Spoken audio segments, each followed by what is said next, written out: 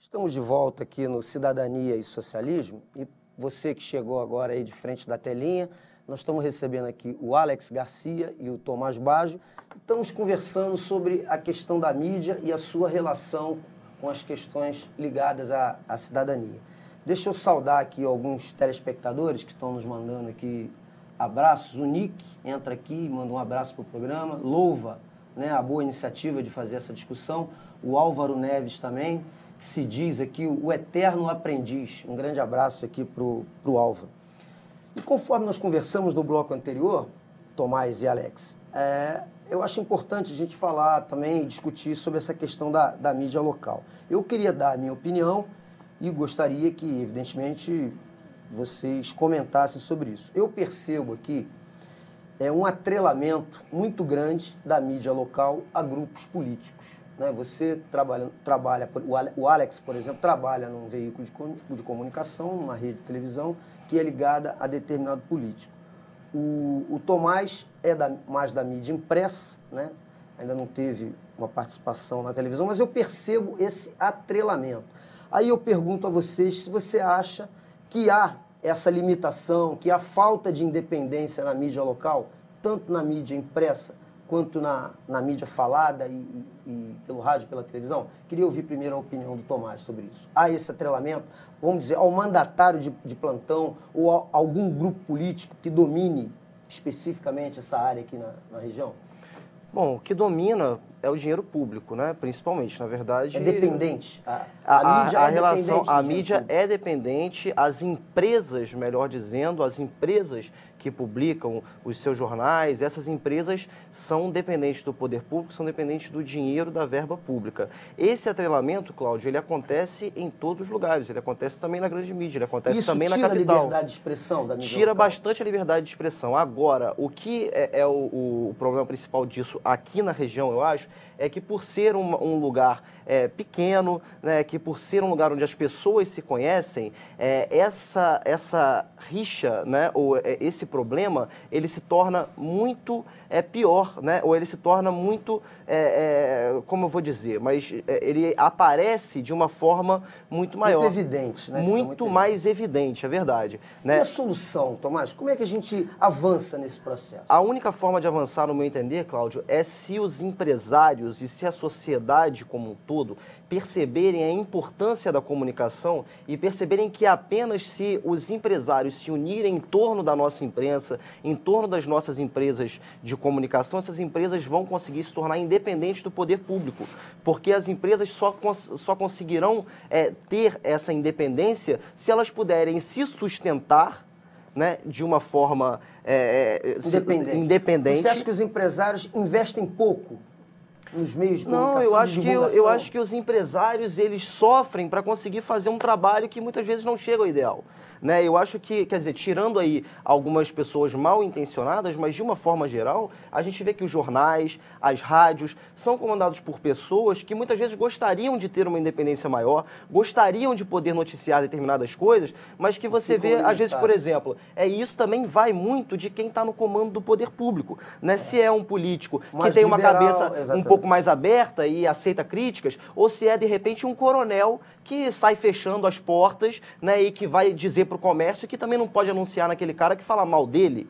Né? A questão é um pouco isso, quer dizer, como ter independência? Só se tem independência se a empresa for financiada pela iniciativa privada e se os empresários abraçarem realmente a mídia, a comunicação e entenderem, Cláudio, principalmente de que fazer um anúncio numa televisão, fazer um anúncio no jornal ou numa rádio não é um favor a ninguém, porque as pessoas, às vezes, tratam a questão do anúncio, a questão da divulgação, como se estivessem fazendo um favor ao veículo de comunicação, quando não é verdade. As pessoas não sabem utilizar a mídia e não sabem utilizar a propaganda de uma forma inteligente, porque não percebem que apenas se elas anunciarem, apenas se elas se colocarem na mídia, que as suas empresas também terão visibilidade e os seus lucros vão aumentar. Ou seja, a relação deve ser profissional em todos os sentidos para que as empresas parem de depender do dinheiro público. E aí, Alex, o seu sentimento sobre isso, a tua avaliação do quadro e também se você consegue vislumbrar uma solução para isso? Olha, eu já passei por esse problema mais de uma vez na minha carreira. O que acontece é o seguinte, o Tomás estava falando aqui, os empresários, primeiro Cabo Frio não tem empresário, tem dono de quitanda. Primeiro ponto. Aqui não tem indústria, o comércio é ridículo. Aqui o grande empresário é o dono da padaria, o dono do restaurante, o dono da lavanderia, o dono da loja de elétrica, material elétrico. Não tem nenhuma empresa.